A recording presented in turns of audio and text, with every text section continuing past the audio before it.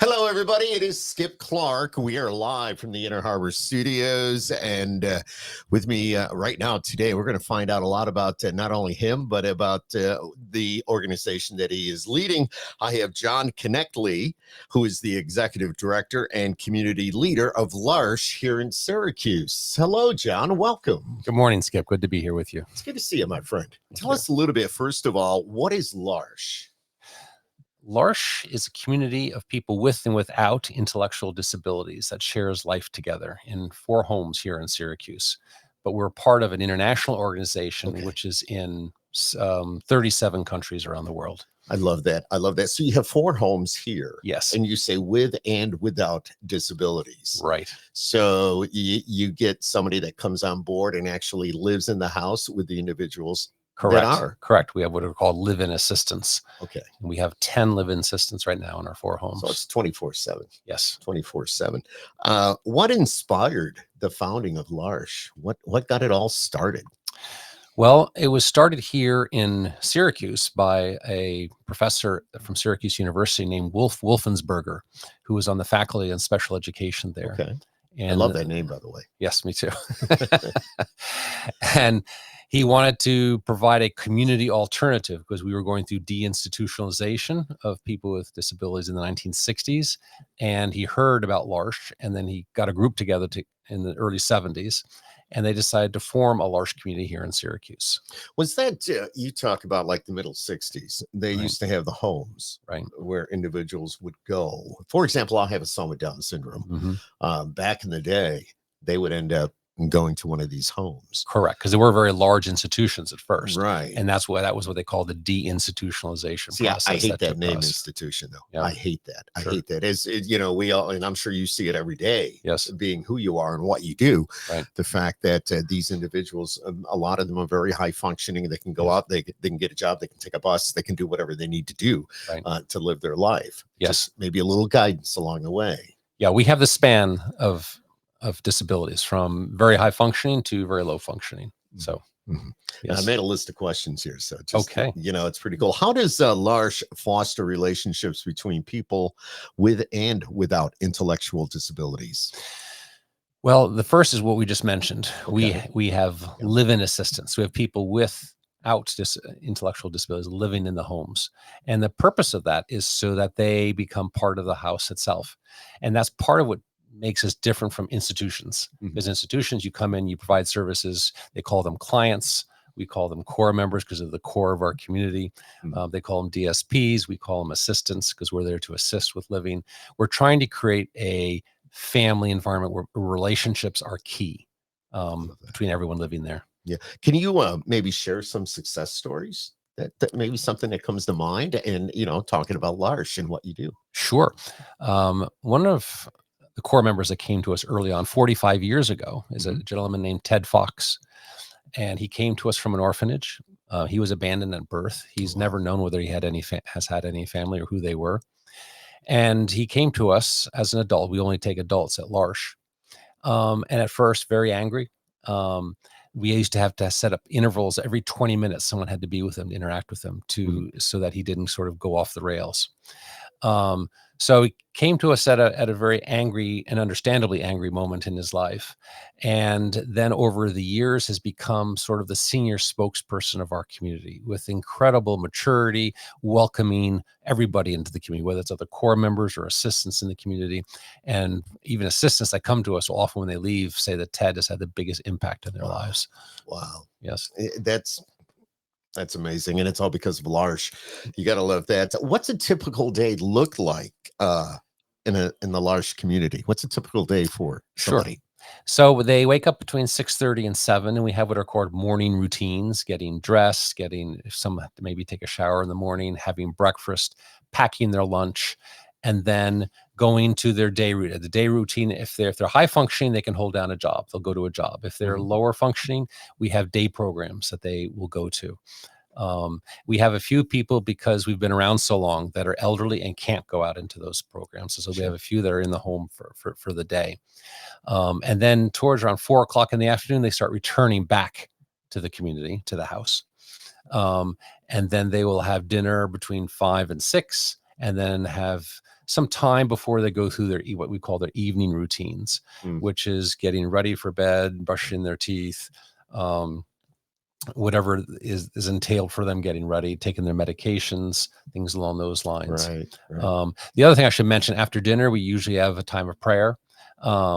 And it's an opportunity to draw the community together, because in the time of prayer, we ask people, what are they excited about for the day? What are they sorry about? What would they like to, would be their petition, their request? And that gets us down to a little deeper level than just the nuance, the description of the day, but how you doing inside? What's going on inside of you? Yeah, exactly. These individuals that you say they go out and they do what they have to do during the day, they're doing this alone? It depends. If they're able to work their own job, then yes, they may be at the job site working. Others will need assistance, so they will be in programs where there are assistants with them. Yeah. I have to ask, what motivates you to do what you're doing? It's the core members, and it's the mission of L'Arche. We have an expression that the mission is what draws us to L'Arche, and it's the core members that keep us here because of the relationships we develop with them. Awesome. So I've been involved with L'Arche for over 35 years. I was going to ask how long. That's cool. 35 years, but as a volunteer. And then just 4 years ago, I was a law professor for 23 years. Oh, wow. And then I decided to make the switch and come work for L'Arche. And that's wow. You go from such a great profession to even a greater profession. Yes.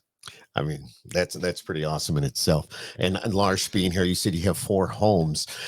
What about if somebody wants to go to work for L'Arche, or somebody that's going to watch this or is watching this and listening to us right now says, I want to do that. How does one get involved? There are a number of ways. I mean, if you haven't been in touch with us at all, you can go to our website, and we have places where you sign up as a volunteer, or if you're interested in applying for a job, where you can apply for a job at L'Arche.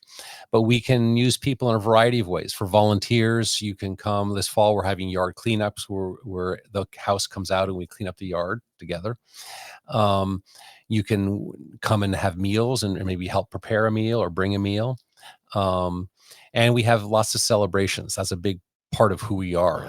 So we celebrate birthdays, we celebrate anniversaries, which are anniversaries of when they first came to L'Arche. And then we have other events, like we just finished celebrating our 50th anniversary celebration. Already. So that was a big party over at Lemoyne College. That's pretty cool. That's pretty cool. Where are the 4 homes? Can I ask?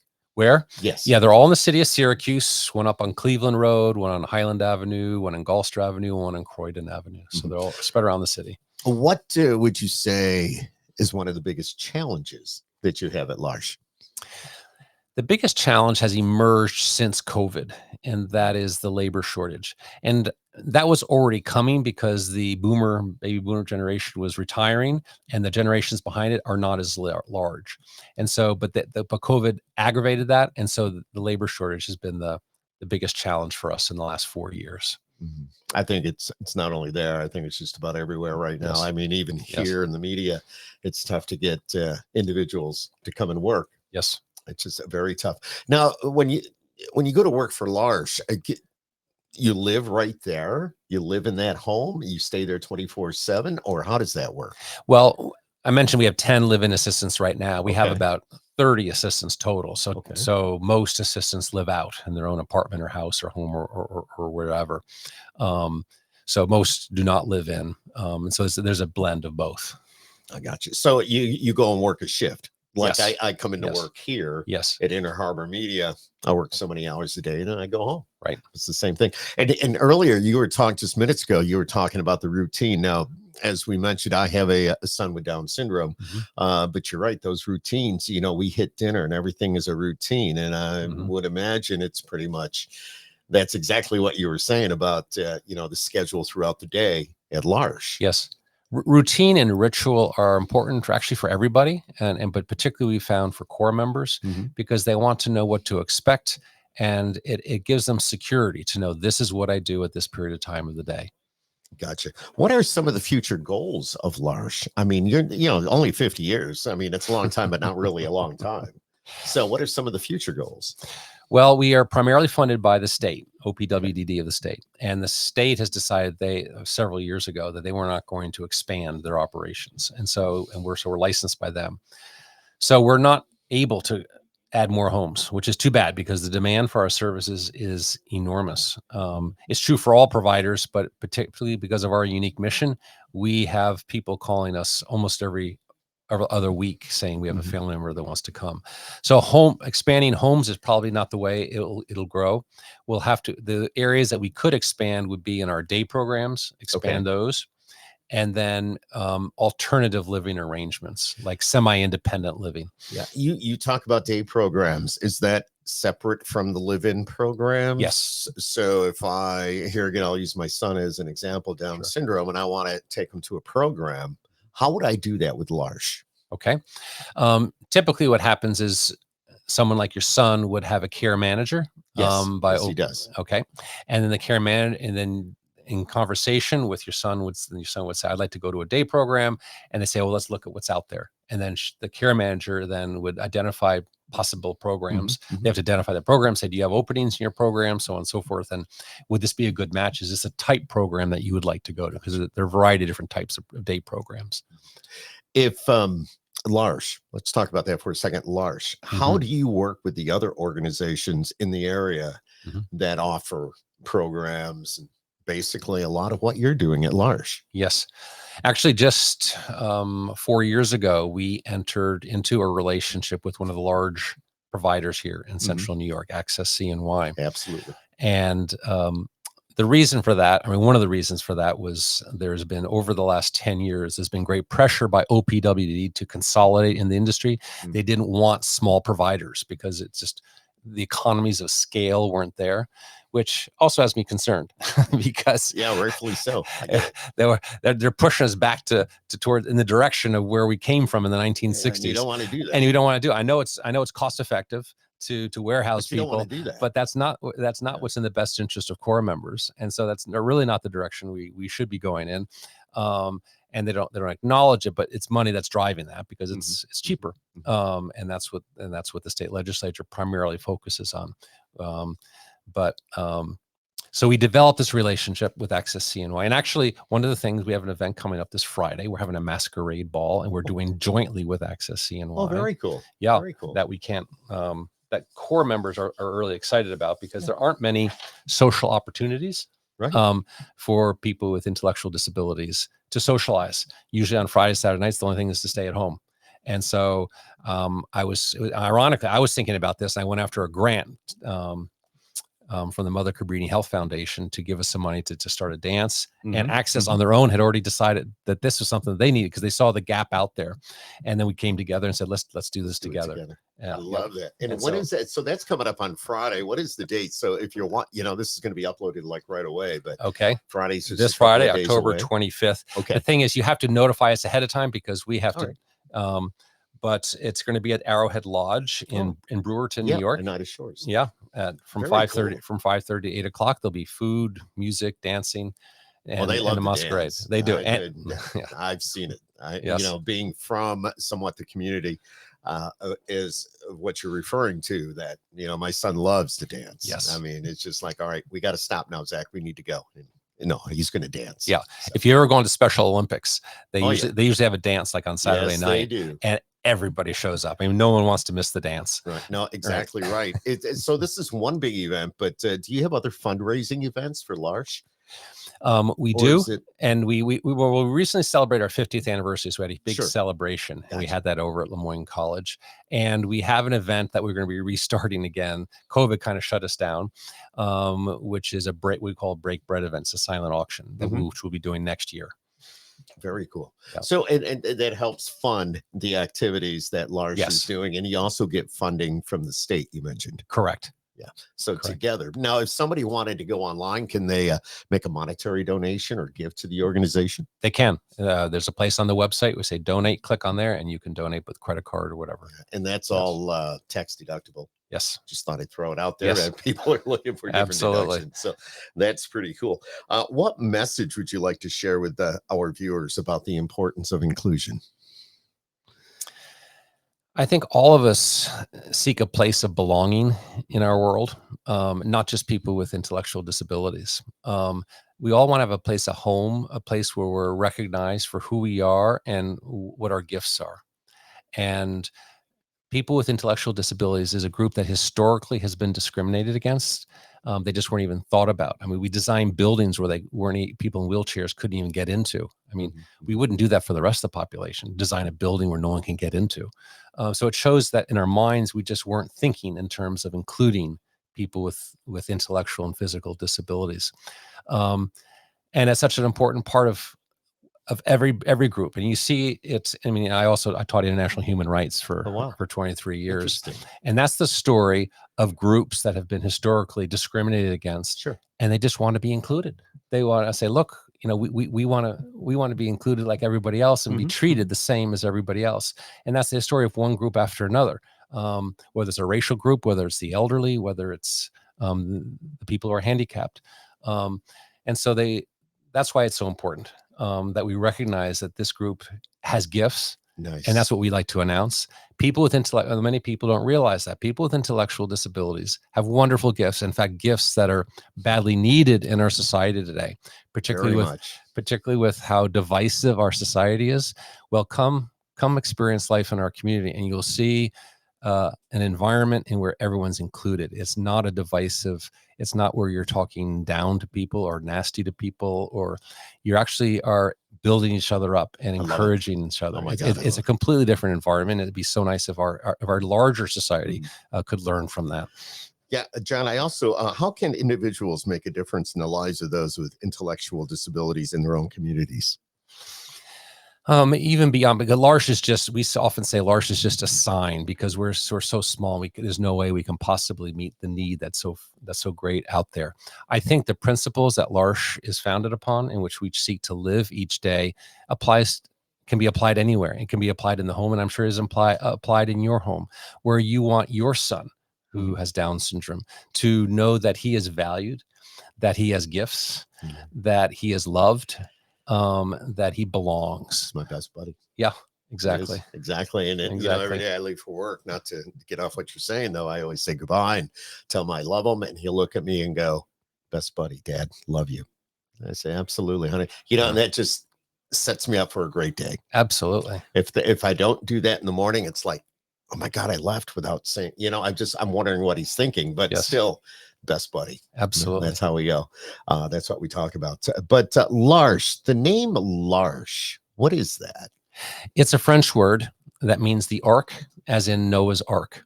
Okay. And our logo is a boat with 3 people in it. I saw that. And the concept is we're all in this boat together. So we need to figure out how to get along with each other. We need to how to make a better world together. All of us. That are here. We before we went out with the lights and the camera and all that good stuff, you asked about my son, and you asked about the future, because obviously we don't live forever, right? But hopefully my son will go on for a while, right? So L'Arche can play a role in that.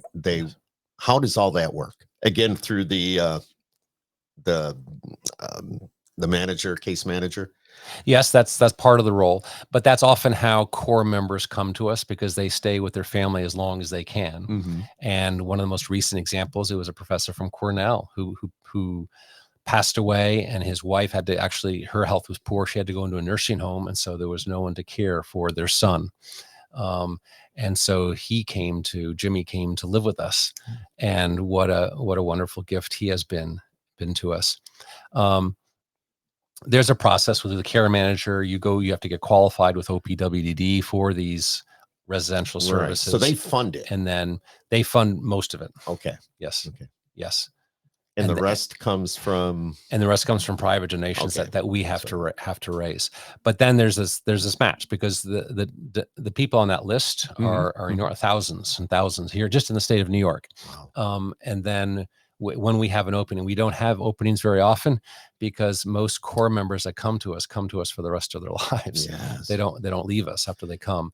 So we have to have an opening, and they're on the list. And then, there's a good, and we have to see whether it's a good match, because, we have very clear, distinctive features about our community. And we want to make sure that that's a good match for us and for the individual. Have you thought about expanding, though? You say you have the 4 homes, or is it a problem with, like we mentioned earlier, getting people to work it?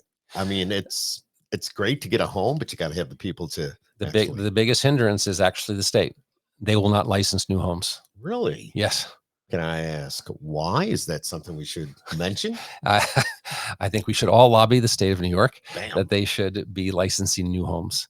I did not know that. And being the yes, parent of a child with disabilities, right. it's good to know. And it's a certain type of them. They're called IRAs, Okay. individual residential alternative, and the state will not. We even tried just to expand an existing home that because we have 2 extra bedrooms in there, Sure. and we were told they're probably not even going to expand the license for an existing home, so it would have cost almost nothing to do that. But cost is the main reason. Because when you license another home, then that obligates the state to also give money for it. And the whole focus right now is reducing the funding for people with intellectual disabilities, not expanding. That's the wrong focus. It is. Definitely 100% wrong. It is. In my opinion. Just saying. Sure. Saying. But we've been chatting with John Knechtle, the executive director and community leader of L'Arche right here in Syracuse. But it's not just Syracuse, it's worldwide. Yes. You have a lot of different locations, I think over 150 throughout the world. Right. And it's just, just being the parent of a child with disabilities, and to hear you say what you just said, it kind of ruffled my feathers a little bit, so to speak. It's like, seriously. So, and if you're watching this, you can help us out too, because these people need help. They need guidance. But they're, they live a great life, and they live practically a normal life. I mean, my son is working for the Syracuse Mets. He works out every day at the Y. He does it all. So, and he does a lot of that on his own. Right. So. And one of their gifts of people with intellectual disabilities is we have both the being side of life and the doing side of life. Yes. And our culture, I mean, the both are very important, but our culture tends to overemphasize the doing side, the productivity side. I mean, even our identity is wrapped up. The first thing you meet a person says, what do you do? And so there's often a deficit on the being side, which is, are you loved? Are you accepted? Do you have close friends? Do you have a place where you feel like you belong, where you are known, where your gifts are affirmed? That's the being side. And that's where our core members shine. Just, they can welcome, when you walk into one of our homes, the welcome they give you is, it moves you. It's like, oh my gosh. And they don't even have to know you that well. They just have that gift of welcome, saying, we're just so glad you're here with us today. Oh my God, that's so awesome. That is so awesome. But L'Arche Syracuse, you have a website. Somebody We do. Check it out. Can they apply for a job? Now, the reason I'm asking is I know we're running some commercials on our radio stations, and one of the commercials that I heard just recently was the fact that you are looking for help. Yes, to go and apply. So yes. This is a great opportunity for you to do something. You're blessed. I mean, it's just something awesome to do, and I think it would definitely put a smile on your face, and I think you would look forward to going to work every day, which a lot of us cannot say that. I mean, I'm fine, don't get me wrong, but you know what I'm saying. It's like, this is an opportunity for somebody maybe start a new career. You did, right? And you're smiling, you're loving it. I love it. I love it, and I understand why. So hopefully you can go on the website and get that information. Yes, correct. Yes. Yep. So anybody, you can work so many hours at one of the homes, and you're looking for helpers. We are full-time and part-time. I love it. I love it. John Knechtle, got to make sure I say that right. See, I phonetically spelled it. Knechtle, executive director and community leader, L'Arche of Syracuse. Thank you for all the great information today. Hopefully you get something out of this as well. Help us out. Go online. Do you know the website off the top of your head? Yes, larchesyracuse.org. L-A-R-C-H-E. No apostrophe, right? No apostrophe. Then syracuse.org. Love it. There you go. Yeah, make a donation, get some information, check them out online, help out our Central New York individuals with disabilities, and help them just smile every day and lead just almost a normal life. It's pretty cool. John, thank you so much for being here today. Thank you, Skip.